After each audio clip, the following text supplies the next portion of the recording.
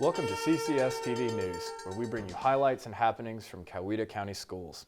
For the week of January 22nd, I'm Josh Johnson of Northgate High School. And I'm Dawn Revere of the Central Educational Center. We'll take a look at events coming up in the Coweta County school system. But first, at its January 9th meeting, the Coweta County Board of Education approved new school district lines for Moreland and Glanton Elementary Schools, effective next school year. The board considered two redistricting options produced by a parent and school system review committee, which aimed to reduce overcrowding at Moreland Elementary School. A district line working committee was formed to examine potential redistricting options to redistrict students from Moreland Elementary School to Glanton Elementary School. This committee developed two potential redistricting options for consideration. Public comment on both options was solicited and provided to board members for review. I recommend that the board approve redistricting option 2 along with the attached amended grandfathering procedure.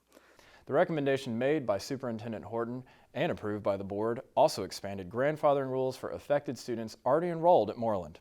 This proposal is amended to include all currently enrolled Moreland students who live in the affected area. Siblings of Moreland students who are not currently enrolled at Moreland would not be eligible for future enrollment at Moreland. So it's currently enrolled students at Moreland from pre-K all the way through rising fifth graders would be allowed to stay at Moreland until they matriculate on to middle school under this expanded option. The new district lines go into effect August 2024. Also at their January board meeting, school board members approved $1,000 staff retention bonuses for full-time teachers provided by the state of Georgia. The board also approved local funds to augment the bonuses, to include bonuses for all school system full-time staff and $500 bonuses for permanent part-time staff members.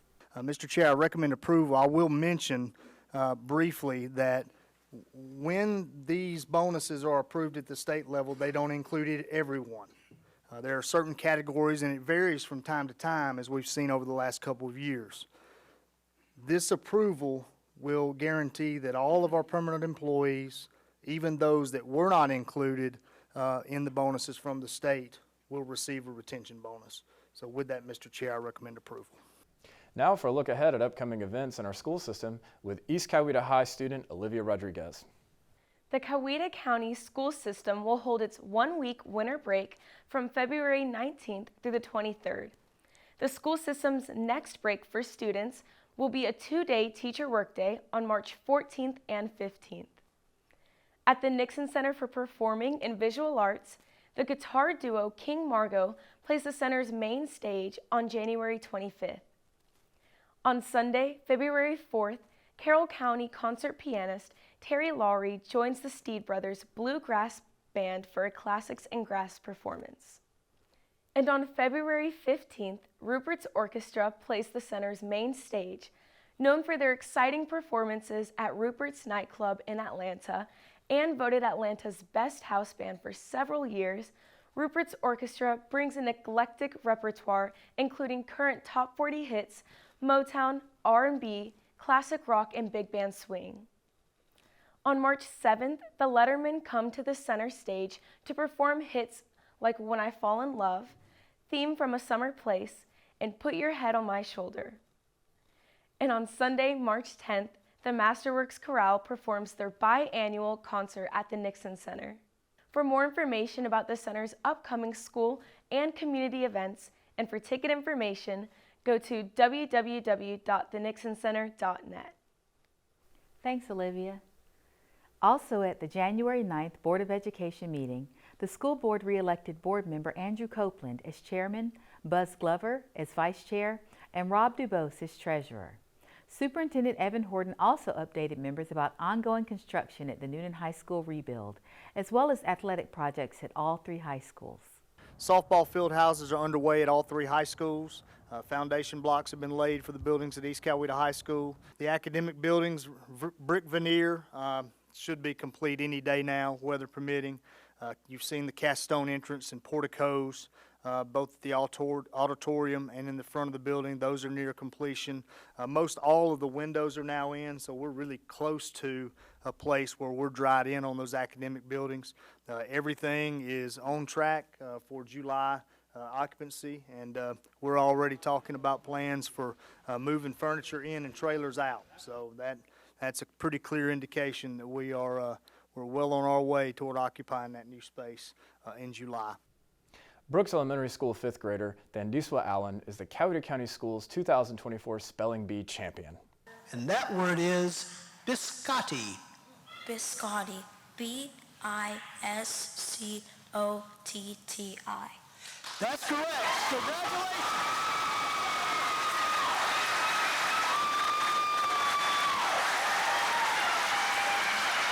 Allen won this year's January 11th Bee held at the Nixon Center from among 28 elementary and middle school competitors. Bass Middle School student Bronson Marks was the runner-up.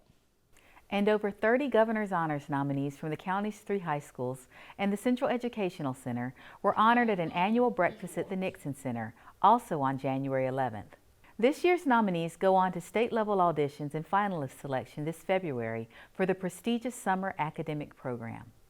And finally, Coweta students and employees experienced an extended Martin Luther King holiday weekend.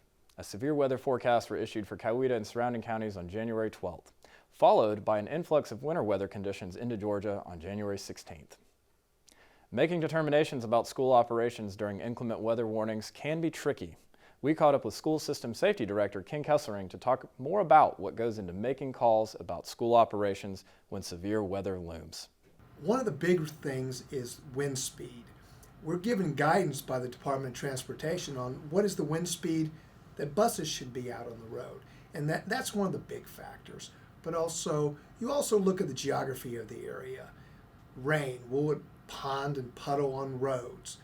You know, the level of the land and temperature gradients, how they're going to change during the day are all factors we use when we determine about school and the times we may or may not cancel school. Travel safety is a big factor when determining if we'll have schools.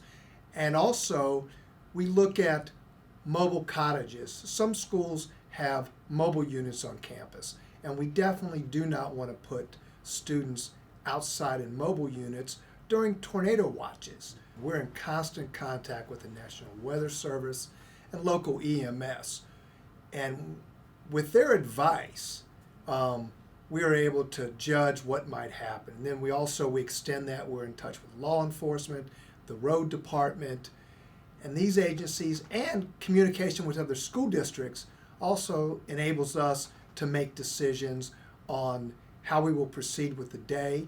Is it a situation where you need to delay school? Is it a situation where you need to go ahead and conduct school in a normal fashion? So we use all that information to make our decisions about school. That brings us to an end for today's show. Thanks for joining us.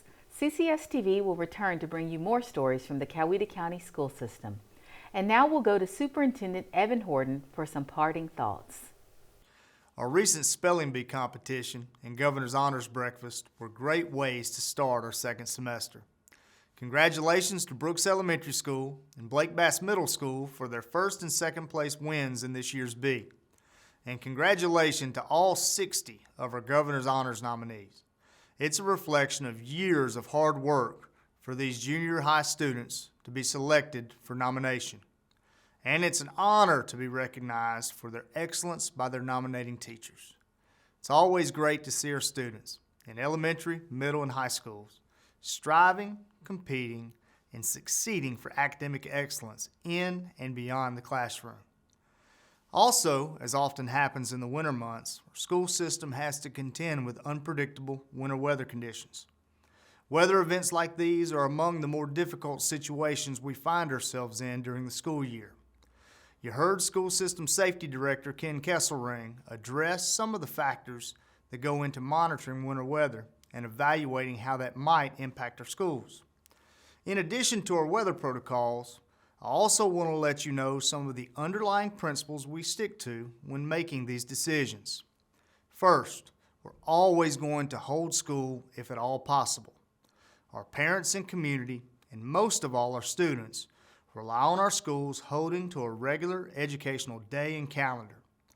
There are times we all feel that schools should be called off for some kind of risk, but it's important for us to carefully evaluate conditions given that obligation to our students and our community.